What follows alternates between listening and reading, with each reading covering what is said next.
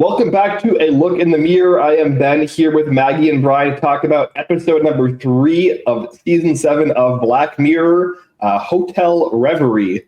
And last week we kind of were talking about our experience with Black Mirror and our history, and I think San Junipero came up. I would say this seems to me. I think this is not a hot take to be kind of like a spiritual successor to San Junipero a little bit. We could also maybe Brian wants to give his argument on whether or not he thinks this episode had a happy ending. So I think that's also probably up in the air whether you would consider it a happy ending. But yeah, what are your first thoughts on this episode? I talked about it with the last couple of episodes. I prefer my darker Black Mirror episodes. And while this did definitely had its moments, this wasn't my favorite episode I've seen so far. I thought it was a little bit slow. I thought the technology was a little chunky and not really well thought out. I think the actors and actresses did a fine job with it, but I don't think it was their strongest performances. It wasn't my favorite. It was my favorite for sure. Mm-hmm. Brian, how about you? Yeah, I thought it was fine. I definitely agree that it wasn't maybe the strongest episode. It definitely felt, the fact that they weren't able to pull her out when stuff started to go wrong. It's like you wouldn't have tested something like that before you put, a Hollywood star into it. Felt a little like, the episode like playtest. That makes more sense, right? Because it's a test. It's not, someone they actually care about using it. Whereas this is like, okay, this seems very like half done. I think it has like a bunch of interesting topics within it, the use of AI to recreate people and like what does that mean, and is that fair to the people who either can't consent to it anymore because they've passed away, or like is it fair to have actors and actresses sign their future rights away to be recreated in AI?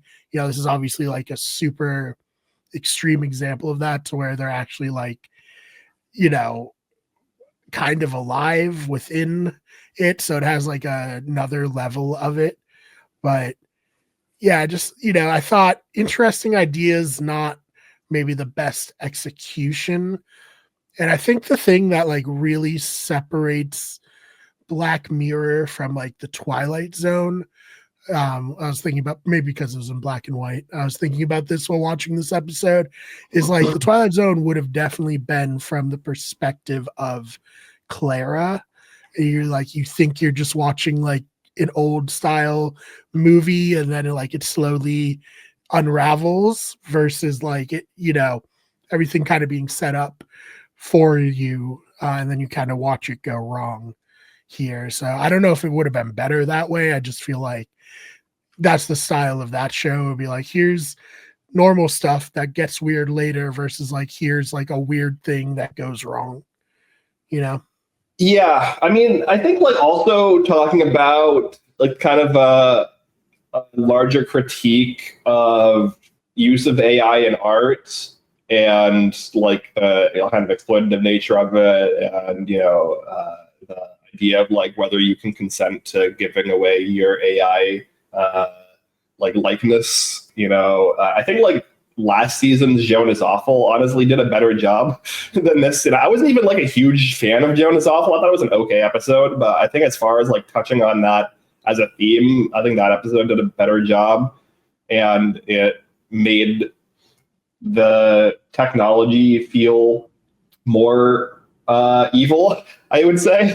Whereas here, like the technology was more like just like a vehicle for like the story between the two characters, which is fine as well, but I didn't really like it was a nice story. I thought Izzo rated okay in the role, but like I also didn't really love the episode, and it didn't really feel like it was like telling a new story.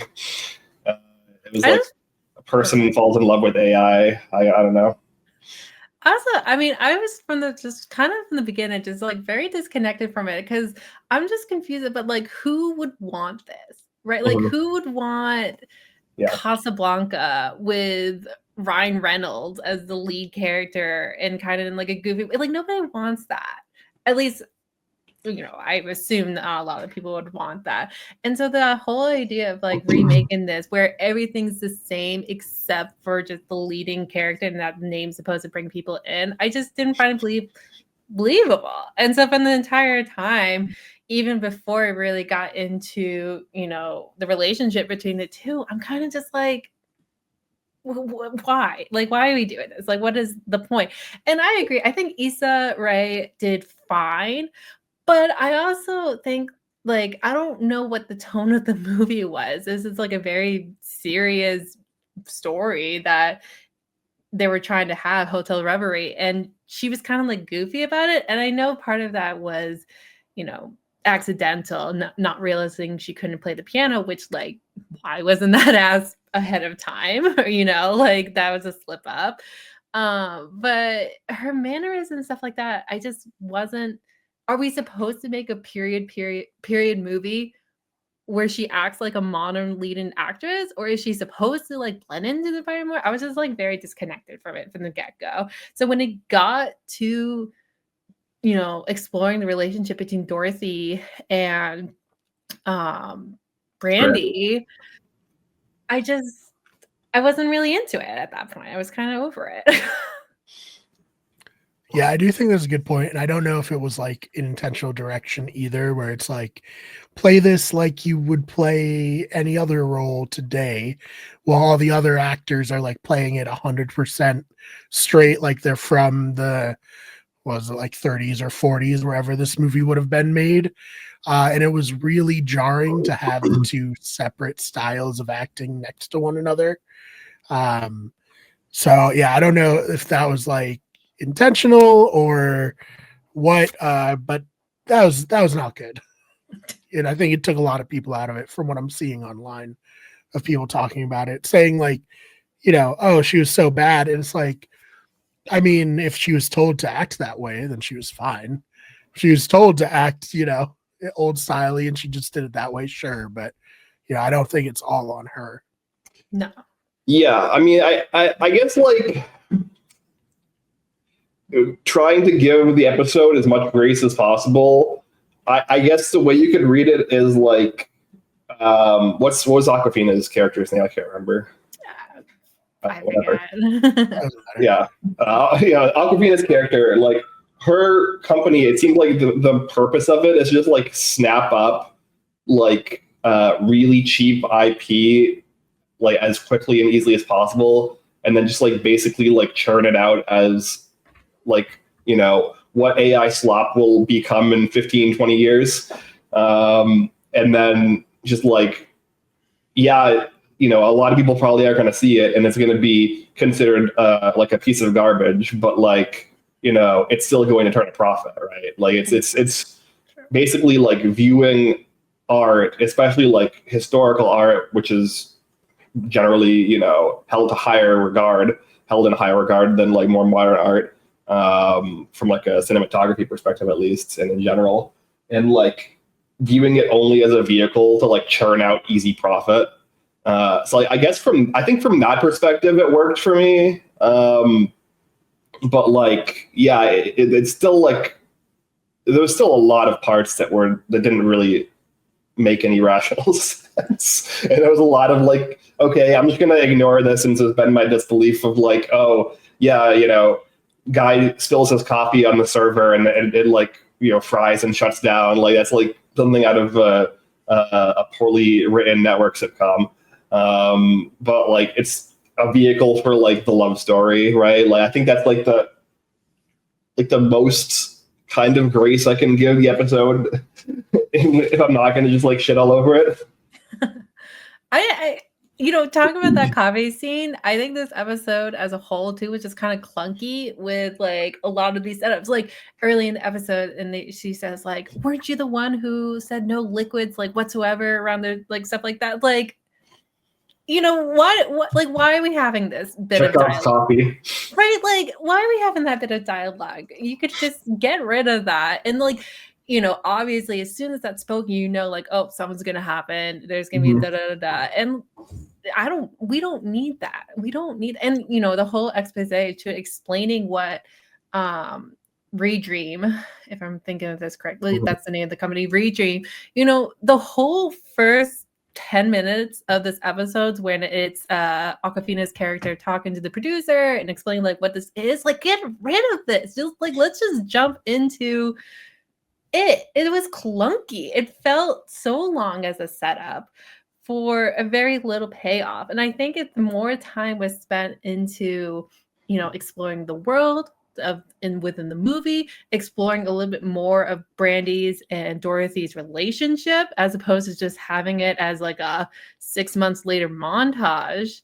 I think it was a weirdly paced episode and it was chunky.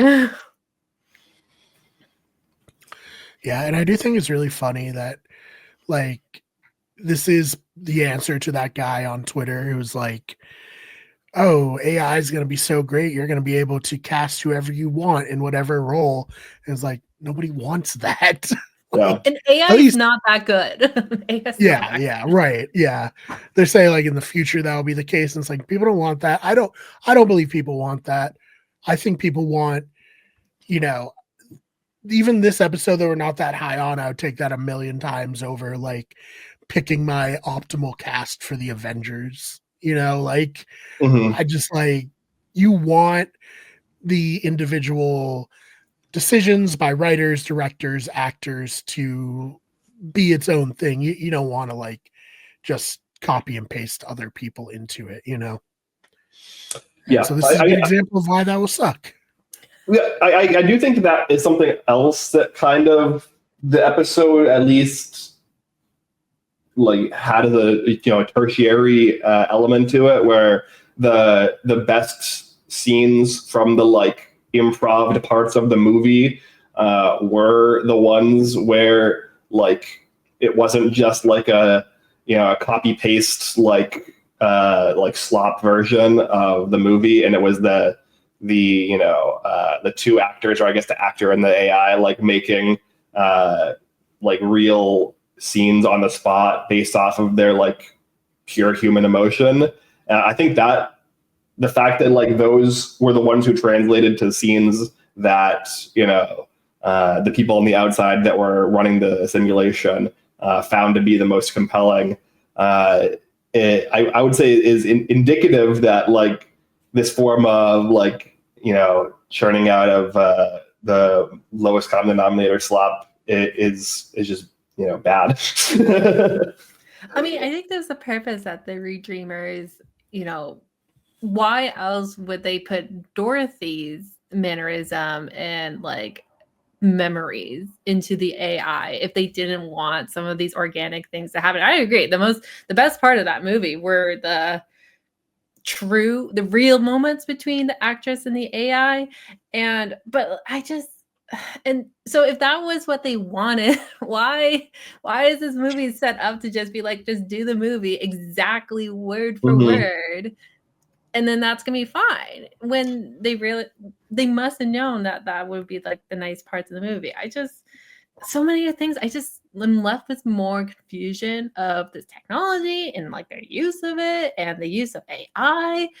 And I Black Mirror, you have to have a little bit of disbelief, obviously, with like the technology, but AI is just like not that good. And even if you superimpose the real actresses' memories and thoughts into it, that wouldn't be what we're getting. I don't know. A lot of it was unbelievable to me.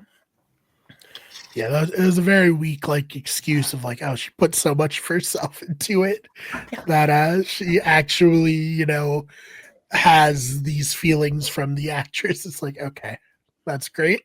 That scene when she like breaks the barrier and she's in the void and like all of Dorothy's she becomes Dorothy essentially.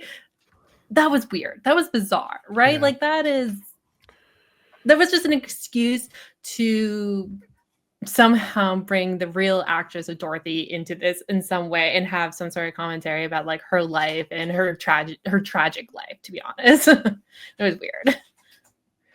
So another question I would have is like, why couldn't they just have like do kind of like a Joan is Awful like technology style thing where Brandy Friday just like signs off to have her AI likeness used in the movie, and then like if this was like the path they were going to take, right, and then they could just like take all of Brandy's like filmography and shove that into an algorithm and like have it spit out, and then like it's just Brandy as as the new main character. Like if this is what they were going to do anyways, like why put her directly in to like actually act the scene out? It's very odd. Yeah. Well, yeah, literally only so that you have a life and death conflict for the episode, right? Yeah. Yep. No, that's yeah. I was really hoping, because they mentioned early about Dorothy's life, and they talked about or referred to how it's tragic life and she kind of like killed herself early on, and I was like almost wondering if this was going to lead down to how somehow, and this is crazy, that like what was happening in the movie was what caused this real life stuff to happen, like and like situation. What exactly, right? And like I know that would be like weird, time traveling would have to get involved, it'd be like too much, but that's honestly where I thought this was going at first. But instead, I don't know, I feel like Dorothy as a character, her life in charge was just used as like a plot device to satisfy Brandy's need. Brandy, who feels unsatisfied and she doesn't know where she's going and she doesn't know what she wants, and she just kind of used Dorothy for, I mean, I guess there was romance and I guess she did love each other, but I don't know, she fell in love with an AI. Yeah. Do you guys want to like I guess touch on the ending then? Because I think that's like I don't know. I still don't know how I feel about the ending, because like it doesn't feel like this feels to me the same way that I felt about the ending of like the original like USS Callister, where like it felt like it was supposed to be like this like happy ending and there's like a sense of closure there, but like there's not really, right? Like if you like project forward, like where does this go? Like she has a phone call conversation with an AI chatbot that she fell in love with in a simulation, and it's like, okay, well, what next? Like It made me think of more so White Christmas and like the first little bit of the egg, and the woman that like uploads herself into the egg, and eventually she just like has to accept that she's just a tool to aid in her outside life and she has no other choice. That's how I felt for Dorothy, because everything that we've seen in this program, these AIs do feel, and they feel real, and they don't necessarily realize that they AI, they think they're alive. So what, is Dorothy just gonna be stuck in this room forever? We're waiting for a phone call to talk to this Brandy. I know it's supposed to end as like a loving closure between the two, but I can't help but feel that Dorothy's gonna feel resentment to Brandy after a while of like, what is this existence? That's how I interpret it. Yeah, and it's not like it's the one who she spent all the time with, right? It's like Mhm. seemingly a fresh slate. And it's like, okay, what's the point of this?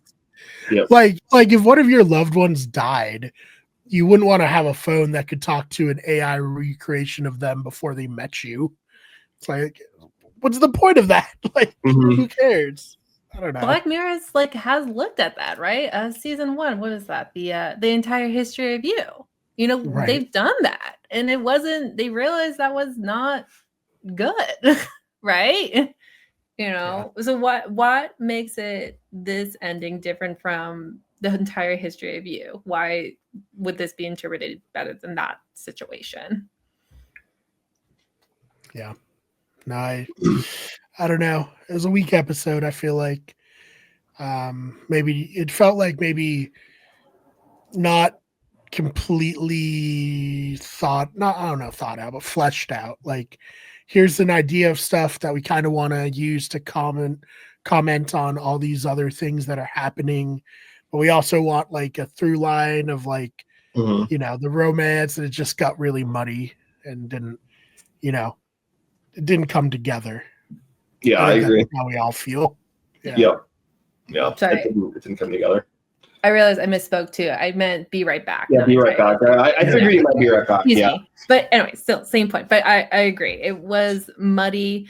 I think Issa did fine. I didn't believe the romance between her and Dorothy at all. I really didn't. It felt forced. It felt strange. It just was like, okay, you have two people stuck in a room together for 6 months. Of course they're going to fall in love with each other. Like, of course, right? Regardless of the fact they probably don't share any similar characteristics. They share no interest. There's no connection to it's just a proximity situation, and it's boring and tired. Yeah, it's disappointing. I think there's like a lot of like pieces here that could work if it was done better. Well, like Brian said, it's like a lot of like too many like pieces that don't really work together, kind of thrown into a stew that wasn't really thought all the way through, and it does not come out great. Yeah, so seemingly short episode on our part for this one, but I think that's okay. I don't think this is a beloved episode from everything I've seen online. I'm hoping that didn't paint like my expectations of it, because I think I went in being like, this will probably be better than people think, and then watching it and I was like, maybe not. Maybe it's not any better. Sometimes the internet is right. Yeah, I do think the internet is too harsh on all the actresses in this show, or in this episode in particular. Obviously, everybody loved Emma Corrin as Dorothy, and I think fantastic. Obviously, as Clara, as this weird AI that has a mind erase, she did fantastic. But I think Issa Rae was fine. I didn't necessarily believe the love between her and Clara, but otherwise she was fine. I think I want to address to like the hate people have to Awkwafina as well. I don't think people just don't like Awkwafina online. Right. I don't think it was worth it. I thought she was great in this episode too, to be honest. And I thought this was probably her best acting performance. Yeah. Well, I would say it's a low bar, but like I think she was good. I mean, yeah, she was the most interesting part of this series, to be honest, was like her balance of trying to run this show and her empathy to Brandy at the end and having her create the little Dorothy phone call AI thing. I don't know. I wanted to throw that out there, that I don't think the hate towards any of these actresses is warranted for this episode. Yeah, no, I just know like people just don't like Awkwafina online. There's a loud contingent against her, which sorry, I'm the controversial opinion here. Yeah, I don't feel strongly one way or another on Awkwafina personally, but yeah. I was saying I have no strong opinion one way. Oh man. Well, should we close this one out and then get to recording our next episode? Yeah, we can make this nice and short. All right, Ben. Anything you want to promote before we get on out of here?